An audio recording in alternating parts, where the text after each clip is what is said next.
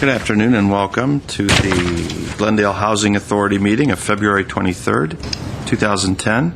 May we have the roll call, please? Authority members: Draymond. Here. Friedman. Mincy. Here. Brazian. Here. Quintero. Here. Weaver. Here. Chairman Najarian. Here. May we have your report? The agenda for the February 23, 2010 regular meeting of the Glendale Housing Authority was posted on Thursday, February 18, 2010 on the bulletin board outside City Hall. Thank you. The next item, please. There are no minutes for approval, but the next item on the agenda is oral communications, and there is a card submitted. Discussion is limited to items not part of this agenda. Each speaker is allowed 5 minutes. Members of the Housing Authority may question or respond to a speaker, but there will be no debate or decision, and the matter may be referred to staff through the Executive Director for an investigation and report. I have a request from Herbert Milano. Chairman Najarian, members of the Housing Authority, and city staff, my name is Herbert Milano.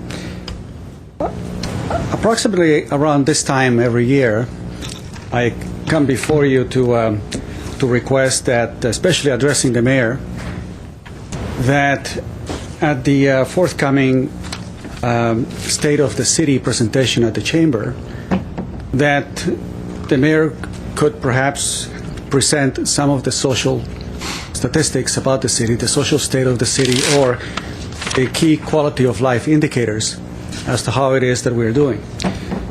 I think it is a highly important one, and I think that there are some areas in which you can take some pretty good credit on, at least two areas, and I want to present those to you. One of them have to do with crime trends, specifically with regard to pedestrian vehicular injuries and collisions. The numbers are as follows since 2004.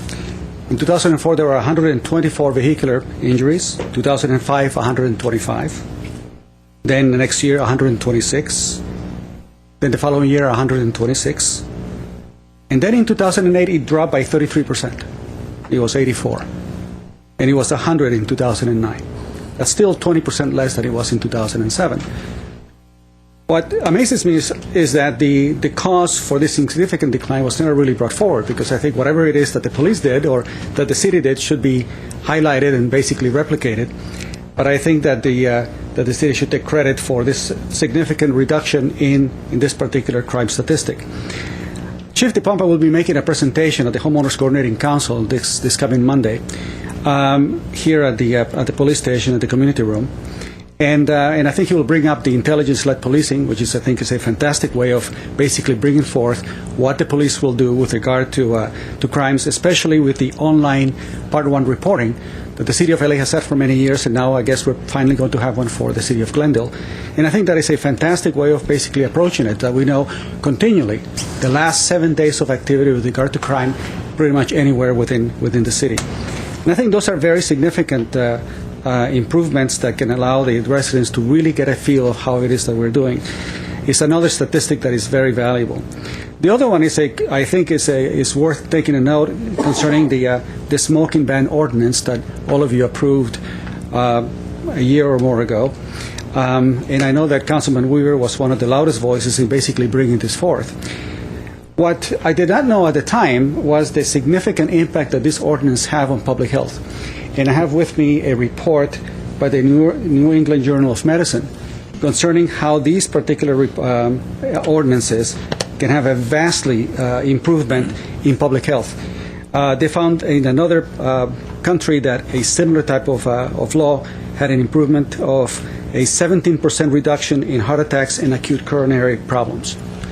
So I know that you're going to be taking this up this evening, and it is my hope that you go for an across-the-board, a very uniform way of approaching the smoking ban in apartment buildings, because otherwise it will be a very difficult thing to try to accomplish otherwise by trying to move people around and try to meet that requirement. But I think that those two really highlight how it is that you can take data that comes in from year to year, create policies to direct it at a problem, and then be able to see the results of those policies later on. And I think that's really where the value of the quality of life indicators come in that it really allows you to evaluate and present to the public year to year how it is that we're doing. And it is my hope that the Housing Authority and the City Council will take on and fund properly this continual report so that we can get more public policy based upon this data so that we can see the improvements as we have seen so far in these two issues. Thank you very much. Thank you. I have no other cards. Oral communications is closed. Are there any authority member or staff comments? I may move we recess. No, We got to read the item. you must read the item record first. first. Okay. Mr. Kasakian, please read the closed session items. Chairman Najarian and members of the authority, at 2A is a conference with real property negotiators. Property location is 331 to 335 West Durand Street. Negotiations are authorized with AHP DFO LLC, Heritage Housing Partners. Agency negotiators attending the closed session are James Starbird, Scott Howard, Michael Garcia, Robert McFall, Peter Zovac, Phil Lanzafame, and Michael Fortney. Instructions to negotiators will concern the price and terms for the housing authority's disposition of the subject property for an affordable housing development. Thank you. Mr. Howard, do you anticipate reporting out on any of those items? Chairman, members of On the that? Housing Authority, I do not anticipate that you'll be reporting out on this item, as it's to give instructions to your negotiators. Okay. I move we now recess. Second. We are recessed.